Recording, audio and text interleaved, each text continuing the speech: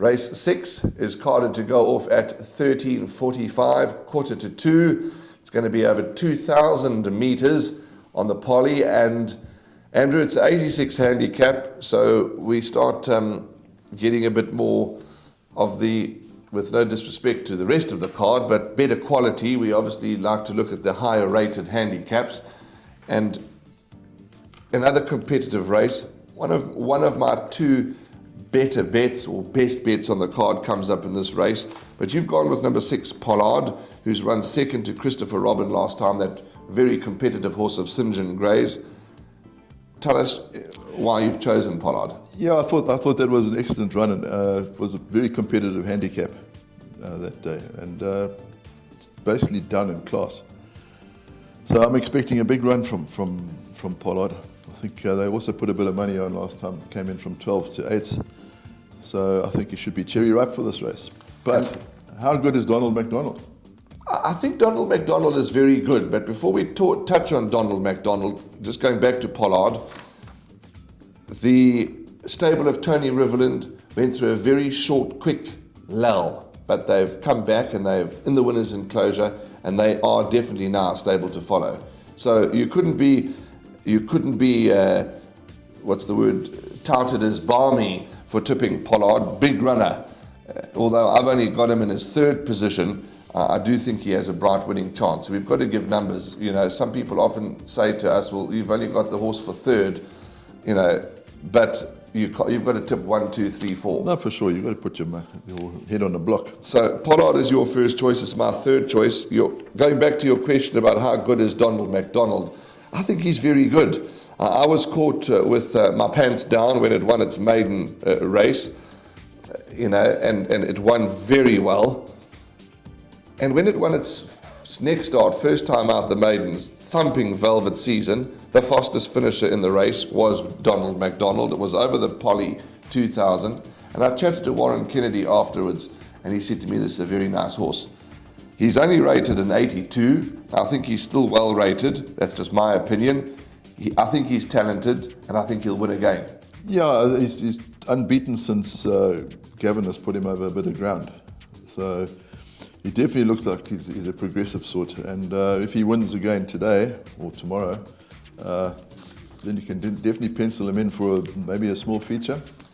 Couldn't agree with you more. Your third choice is number 11, Great Warrior. This ran third to Donald McDonald, but not too far away. No, but when you come to think of it, he was sort of a bit one pace behind Donald McDonald. Donald just went past him like a dose of salt. So, yeah, maybe he was a bit optimistic. I like a bit of Joseph Jagger at 18-1. Why is Keegan DeMello riding that one? Stable companion Smart Socks is 9-1. It's Randolph one. Well, Smart Socks, I suppose Donald McDonald form coming into it. Absolutely, there again is a Donald McDonald form, and it was a very good run for Smart Socks. He's an attractive son of Mamba in Seattle. I say it time and time again, he really is a nice looking horse for Priggies in the Sundrum. Yeah, I can't answer that question as to why Keegan DeMello has chosen that. Surely Keegan can do 55.5 that Smart Socks is set to carry. So I can't answer that question. But you've got a sneaker here.